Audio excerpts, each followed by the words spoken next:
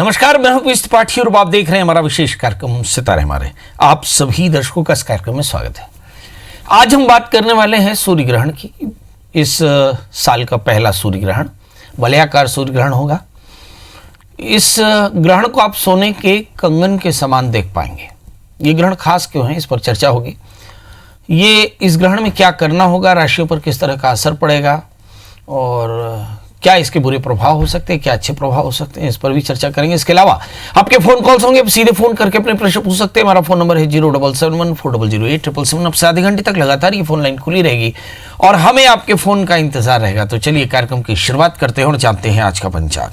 आज 2077 शक 1942 सूर्य उत्तरायण का आषाढ़ महीने के कृष्ण पक्ष की अमावस्या तिथि है और दिन रविवार। आज अमावस्या दोपहर 12:12 तक।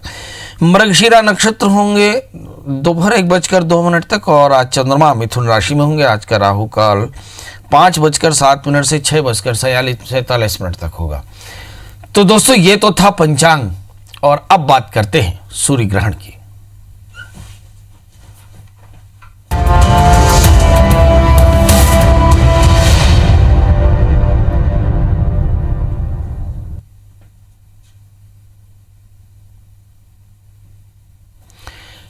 आज सूर्य ग्रहण है, इस साल का बड़ा सूर्य ग्रहण। 6 ग्रह वक्री हैं। राहु केतु हमेशा ही वक्री होते हैं। मंगल छोड़कर के जो 4 ग्रह हैं, बुध शुक्र बृहस्पति और शनि, ये भी वक्री होंगे। मतलब कुल मिलाकर के 6 ग्रह वक्री होंगे। एक और खासियत है कि एक ग्रहण जो है 2 नक्षत्रों में लग रहा है। मृगशिरा में प्रारंभ होगा और आर्द्रा में इसका समाप्ति होगी। महाभारत काल ने गुरु द्रोण ने ऐसे सूर्य ग्रहण को बहुत अच्छा नहीं कहा था। शास्त्र में इसे अशुभ सूर्य ग्रहण के रूप में माना गया। गुरु द्रोण के अनुसार ऐसा सूर्य ग्रहण देश और दुनिया के लिए चिंताजनक हो सकता है। ये सूर्य ग्रहण जो है वलयाकार होगा, यानी कंकणाकृति का होगा। बिल्कुल सूर्य और पृथ्वी के बीच में चंद्रमा के आ जाने से धीरे धीरे सूर्य की रोशनी कम होगी और ग्रहण बढ़ेगा और सूर्य कंगन के समान चमकने लगेगा। अब सवाल यह है कि वलयाकार सूर्य ग्रहण होता क्या है। मैंने बताया कि पृथ्वी और सूर्य के बीच में जब चंद्रमा आ जाता है तो सूर्य ग्रहण होता है। सूर्य का बड़ा हिस्सा चंद्रमा के कारण ढक जाता है। सूर्य का थोड़ा सा हिस्सा दिखाई पड़ता है, ऐसे में सूर्य कंगन के समान दिखाई पड़ता है, इसलिए इसे वलयाकार सूर्य ग्रहण कहते हैं। हम आपको बता दें कि जिन परिस्थितियों में यह सूर्य ग्रहण पड़ रहा है वो परिस्थितियां बड़ी विशेष हैं। जैसे कि जिस समय बृहस्पति राहु और शनि की स्थिति है, माना बृहस्पति इस समय मकर राशि में है, शनि मकर राशि में है और राहु मिथुन राशि में है और ज़्यादातर 6 ग्रह वक्री हैं। ऐसी परिस्थितियां अब आने वाले 559 साल बाद बनेंगी। मतलब आप समझ सकते हैं कि सूर्य ग्रहण के लिए हमारे जो वैज्ञानिक हैं, हमारे संत हैं, हमारे साधक हैं, वो कितना इंतज़ार कर रहे होंगे। आप सोच रहे होंगे कि इस बुरे सूर्य ग्रहण में कुछ अच्छाई। जी हाँ, इस सूर्य ग्रहण में अगर आप साधना करना चाहें तो बहुत तेजी से साधना सिद्ध हो सकती है। इसी काल का बड़े बड़े संत इंतजार करते हैं। बड़ा ग्रहण है, 3 घंटा 25 मिनट तक रहेगा। इस समय मंत्र की साधना श्रेष्ठ होगी, पर याद रखें मूर्ति का स्पर्श और माला का स्पर्श न करें। आप अस्फुट स्वर से अपने मंत्र का जप कर सकते हैं। किसी नदी के किनारे, तालाब के किनारे, किसी मंदिर के बाहर या अपने घर में एकांत में बैठकर इस जाप को कर सकते हैं। यदि आप शैव हों, यदि आप शाक्त हों, यदि आप वैष्णव हों, अपने गुरु मंत्रों का जाप कर सकते हैं। ये आपके लिए बढ़िया रहेगा। एक दूसरा बड़ा प्रश्न कि पंडित जी ग्रहण कब लग रहा है, तो ग्रहण का स्पर्श होगा सवेरे 10:14 पर। ग्रहण का मध्य होगा 11:53 पर और ग्रहण का मोक्ष होगा 1:38 तक। मतलब 10:14 से 1:38 तक, यानी 3 घंटा 25 मिनट के आसपास में ये ग्रहण लगेगा। बड़ा ग्रहण है।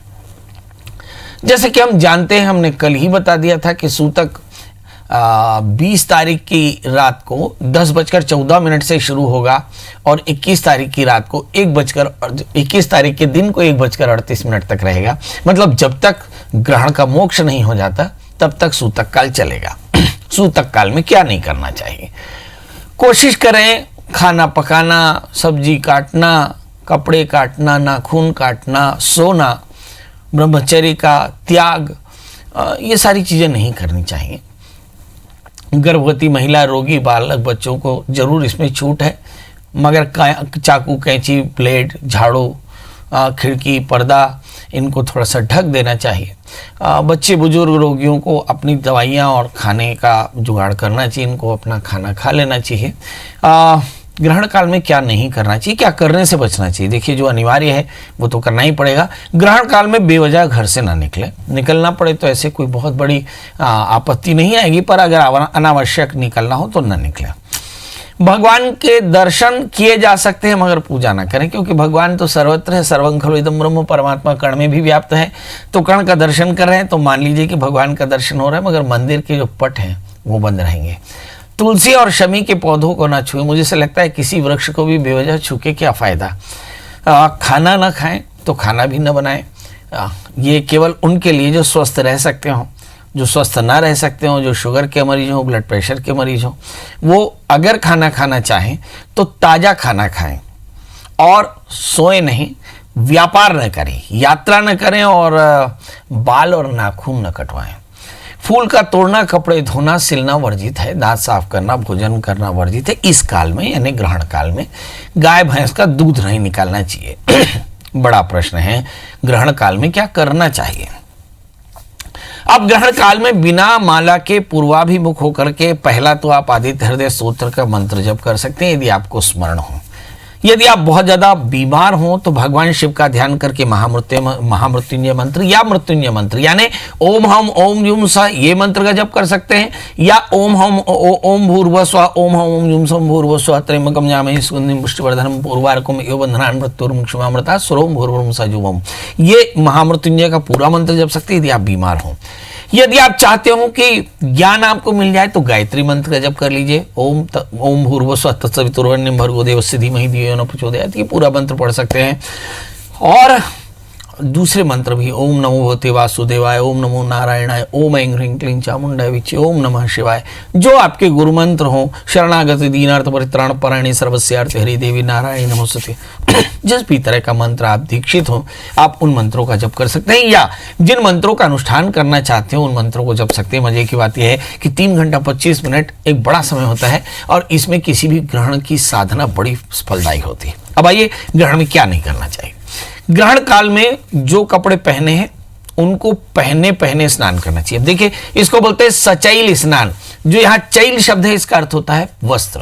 सचैल स्नान करना माने ग्रहण के समय पहने हुए वस्त्रों के साथ स्नान करना। दूसरा, सभी प्रकार की चीजों को गंगाजल सेचन कर दें।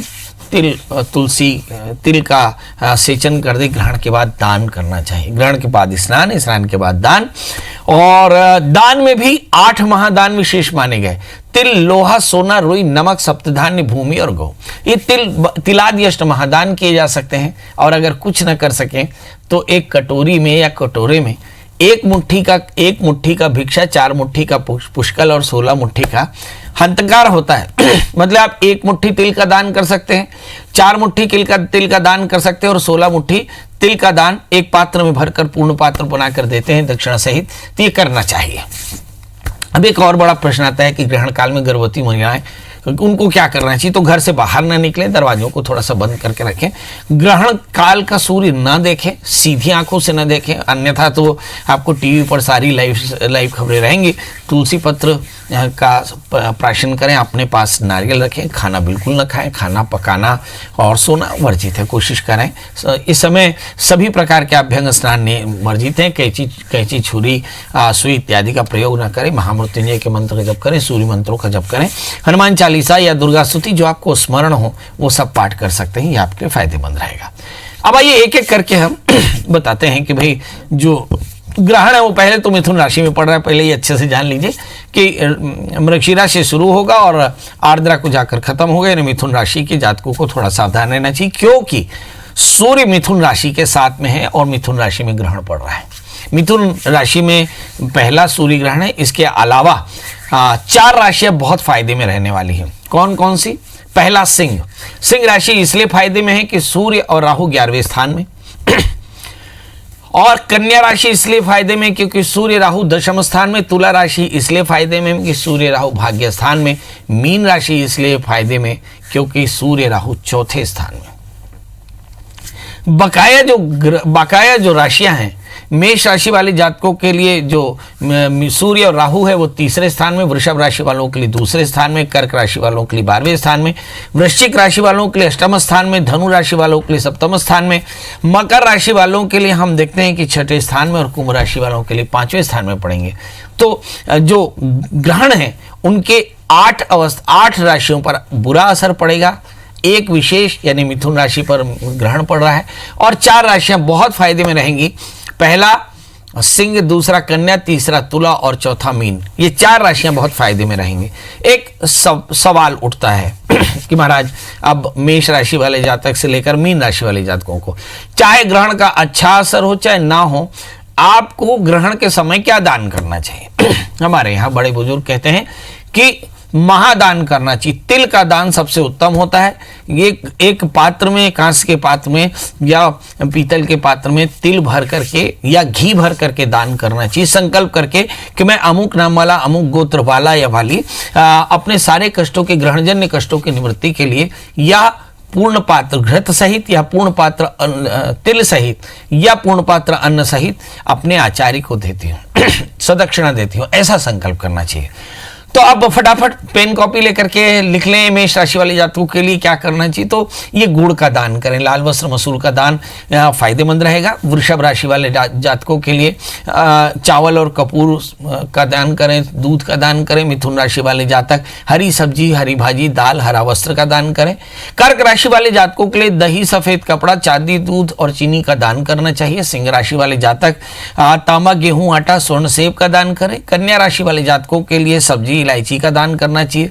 तुला राशि वाले जातक मंदिर में झाड़ू, अगरबत्ती, दीपक, इत्र और घी का दान करें। वृश्चिक राशि वाले जातक पीली मिठाई यानी बेसन से बनी हुई मिठाइयां, हल्दी, गन्ना, गुड़, चीनी और चंदन का दान कर सकते हैं।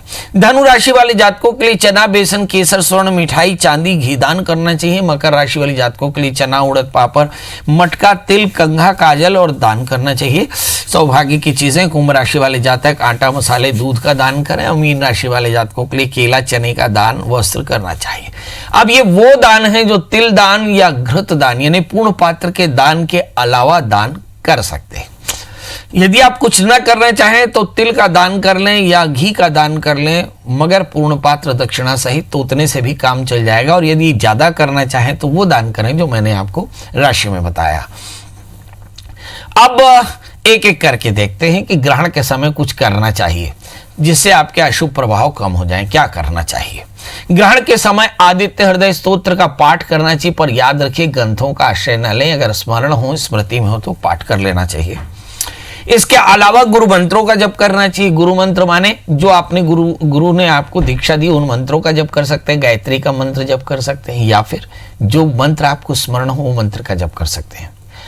अब जब ग्रहण समाप्त हो जाए तो वस्त्र सहित स्नान कर लेना चाहिए। वस्त्र छोड़ करके फिर ग्रहण के बाद गेहूं, घी, लाल मिर्च, गुड़, कुशा का आसन और ये सब चीजें मिलाकर के दान करना चाहिए। ग्रहण के बाद तांबे का पात्र, रुद्राक्ष की माला, हीरा मोती जो भी दान करना चाहे, आत्मवित्तानुसारेण तत्र दानम अनंतकम, अपने वित्त के अनुसार दान करना चाहिए।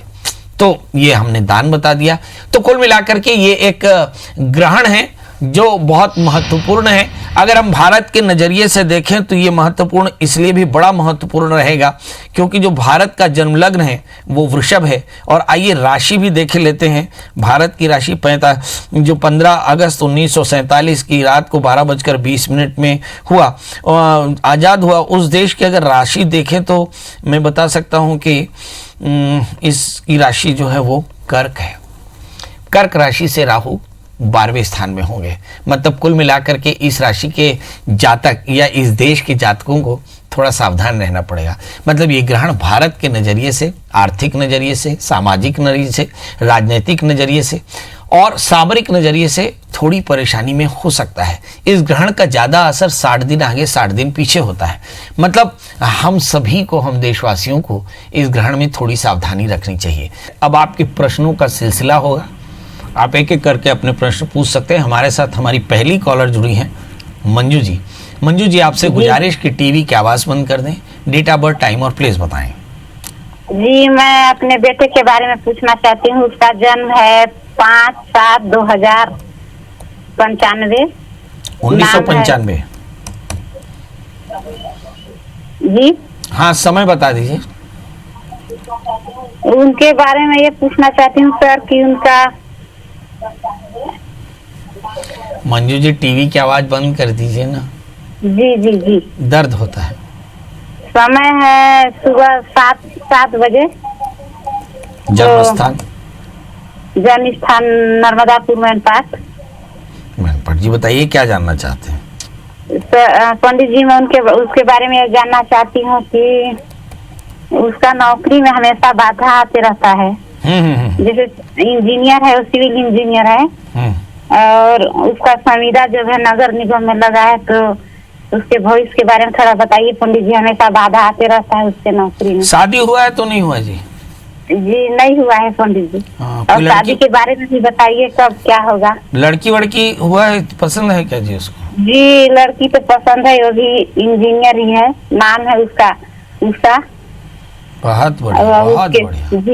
जी उसके बारे में विचार विमर्श है पंडित जी। अभी 2-3 साल के बाद में बेटा वकालत भी कर रहा है और IAS का भी तैयारी कर रहा है, और सिविल इंजीनियर संविदा है नगर निगम में। तो उसके बारे में जानकारी बताइए थोड़ा। बहुत सुंदर, बहुत सुंदर। मंजू जी ने अपने बेटे के बारे में पूछा है कि बेटा क्या IAS बनेगा, क्या बेटा अपनी मर्जी से विवाह करेगा, बच्चे का जीवन कैसे रहेगा। चलिए आइए देखते हैं मंजू जी, आपके बेटे का जन्म लग्न कर्क है और राशि कन्या है। सबसे पहले ग्रहण का प्रभाव, चूंकि कन्या राशि से अभी राहु और सूर्य दशम स्थान में है, इसलिए इस राशि वाले जातक बहुत फायदे में रहेंगे, मतलब आपके बेटे को फायदा होगा। दूसरा प्रश्न ये है कि आपके बेटे को क्या IAS बनने का मौका मिलेगा, क्या इसे अच्छी पक्की नौकरी मिलेगी। तो आपके बेटे के धन स्थान में मंगल और 11वें स्थान में बुध है, भाग्य स्थान में शनि है। तो मैं ज़्यादा तो नहीं कहता, मगर 80% से ज़्यादा बात कहता हूं कि ये बच्चा पक्का बड़ा अफसर बनेगा। मेरी तरफ से शुभकामना। तीसरा प्रश्न, क्या इसकी लव मैरिज होगी? कर्क लग्न में सप्तमी भाग्य स्थान में लव मैरिज भी होगी और शादी के बाद ही बहुत तरक्की भी करेगा। चौथा प्रश्न, इसकी जिंदगी में अच्छा समय कब आएगा? अक्टूबर 2020 के बाद 3 वर्षों के भीतर में इसका भाग्योदय होने वाला है, बहुत फायदा होगा। पांचवा प्रश्न, इसको क्या कोई स्टोन पहनना चाहिए? हाँ, एक 4 कैरेट का टोपा से एक 4 कैरेट का मोती पहना सकते हैं। क्या इसे कुछ व्रत करना चाहिए? गुरुवार का व्रत करना चाहिए और गुरुओं को प्रणाम करना चाहिए। गुड़ और चने, गुड़ जो फूटा हुआ गुड़ होता है, फूटा हुआ चना जो होता है और गुड़ जो होता है, उसको अपने नियम से 1.25 पाव हर गुरुवार के दिन बच्चों को दान करने की आदत डाल ले और ऐसा जीवन भर करें। आप देखेंगे आपका बेटा बहुत बड़ा आदमी बनेगा। जी, हमारे साथ मधुसूदन जी हैं। मधुसूदन जी, वही गुजारिश आपसे भी कि टीवी की आवाज बंद कर दें, अपनी डेट ऑफ बर्थ, टाइम और प्लेस बताएं। 1/5/1972। एक बार फिर से बताएं। 1/5/1972। 30/5/1972। 1115। अच्छा, 1972। और समय ये नहीं बता पाऊंगा। अंदाजा? जी अंदाजा कि सुबेरे शाम कुछ भी बोल दीजिए। दिन कोई था, शाम के समय था शायद। हाँ, और जन्म स्थान? जन्म स्थान है अगरतला, त्रिपुरा। अच्छा, जिला। प्रभु क्या जानना चाहते हैं? मैं यही जानना चाहता हूँ, आप जो बता रहे दान कीजिए, दान कहाँ करना है? हाँ, बहुत बड़ा जबरदस्त प्रश्न है। नहीं, मैं जब से सुन रहा हूँ, आप दान करो बोल रहे हो, लेकिन कहाँ दान करें, किससे दान करें, कौन हमारे दान लेगा? हाँ, ये बहुत सुंदर है। कौन दान लेगा, ये एक बड़ा प्रश्न है और इस प्रश्न का जवाब सभी को पूछना चाहिए कि पंडित जी दान करना किसको चाहिए, दान का पात्र कौन है। सुपात्र ने दीयते दानम, हम लोग चिल्ला चिल्ला के कहते हैं सुपात्र को दान करना चाहिए, तो सुपात्र कौन है? जिस समय मैं कहता हूं अन्न का दान करना, तो एक दान तो आपका जीव हो गया, कोई जरूरतमंद देखे उसे दे दीजिए, है ना। जिसके पेट में भूख हो और जो उस खाने को खा सके उसे दान कर देना, यही भोजन का सुपात्र है। यदि वस्त्रदान करना चाहते हो तो ऐसा व्यक्ति ढूंढ लेना जिसके तन पर कपड़ा कम है, उसे वस्त्र का दान कर देना। यदि मैं कहता हूं स्टेशनरी का दान करना, तो उस बच्चे को ढूंढ लेना जिसको किताबों की जरूरत है, उसे स्टेशनरी का दान कर लेना। दान का पात्र वह होता है जिसे दान की आवश्यकता होती है। अब दूसरा पात्र होता है गाय के जैसा, गाय जिसको हम अपने जीवन का अवशिष्ट देते हैं, बचा हुआ देते हैं और उससे बदले में विशिष्ट लेते हैं। मतलब हम गाय को घास, भूसा, खली और चारा देते हैं और उसके बदले में गुरसामृत लेते हैं, है ना। हम उसको उसके बदले में ऊपर लेते हैं, कंडा लेते हैं, गोबर लेते हैं। तो ये गाय की तरह सुपात्र होना चाहिए, मतलब जो आपके दान को इस्तेमाल करे और उसे कई गुना कर दे। मतलब किसी अच्छे इंटेंशन वाले व्यक्ति को दान करना चाहिए, जरूरतमंद को दान करना चाहिए, यही दान आपके लिए बढ़िया रहता है। अब सवाल यह है कि हमें दान के लिए व्यक्ति मिलेगा कहाँ? बहुत आसान है, हर जगह पर जरूरतमंद बैठे हैं। इस कोरोना पेंडेमिक में तो मुझे ऐसा लगता है कि पूरी धरती को रत्नों से भरकर दान करें तो कम है, क्योंकि सभी लोग अपेक्षी कर रहे हैं। वो सभी लोगों के मन में अपेक्षा है कि कोई दे देवे। तो जितने गरीब आपके मोहल्ले में हो, आपके शहर में हो, चुन चुन कर दान करिए, खूब दान करिए, यथाशक्ति दान करिए। एक बात याद रखिएगा, दान लेने में सुख पैदा होता है और दान देने में आनंद पैदा होता है। आप रोटी खाइए तो सुख होगा, रोटी खिलाइए तो आनंद होगा। आनंद अनंत है, इसलिए दान करिए जरूरतमंद को। जी, अब दूसरा प्रश्न है कि आपके मन में आ रहा होगा कि पंडित जी आज सूर्य ग्रहण है, मुझे क्या करना चाहिए? मैं आपको बता दूं कि आपकी जो राशि वृश्चिक राशि है और सूर्य इस समय 8वें स्थान में राहु के साथ में है। तो आज आप भी काले तिल का दान करें, थोड़ी काली उड़द का दान कर सकते हैं, काले तिल का दान कर सकते हैं पूर्ण पात्र में भर करके, या फिर आप लोहे के सामान या गुड़ का दान कर सकते हैं, शहद का दान कर सकते हैं, आपके लिए फायदेमंद है। याद रखिए, स्नान करने के बाद भगवान शिव का पूजन कर लीजिए और फिर यथाशक्ति हमारे यहाँ पे 1 मुट्ठी का नाम भिक्षर और 16 मुट्ठी का नाम पुष्कर अंतकार है। तो मतलब 1 मुट्ठी से लेकर 16 मुट्ठी या फिर 1600 मुट्ठी दान कर सकते हैं, पर याद रखिए इतना दान जरूर करना है, 1 मुट्ठी के बराबर। जी, तो अब विदा लेने का समय है। ग्रहण एक खगोलीय घटना है, इसे डरने की आवश्यकता नहीं है। मैं कहता हूं कि अगर संसार में भगवान हमारा पिता है तो अपने बच्चों का हित कहीं नहीं होगा। राशियों की खबर सुनने के बाद में भी परेशान बिल्कुल ना हो। भगवान के नाम का संकीर्तन करें, जीव सेवा करते रहें, अपने जीवन में अनुशासन रखें, अनावश्यक यात्रा न करें। वैसे भी कोरोना चल रहा है, और आहार का संयम रखें। जो गर्भवती स्त्रियां हैं, जो गरीब छोटे बच्चे हैं या हमारे बुजुर्ग हैं, उन्हें अपना समय पर गर्म खाना लेना चाहिए, दवाइयाँ खाते रहें और डॉक्टर के आदेशों का पालन करते हैं। दोस्तों, अब कल फिर मिलेंगे किसी नए विषय के साथ, तब तक मुझे दीजिए इजाजत। नमस्कार।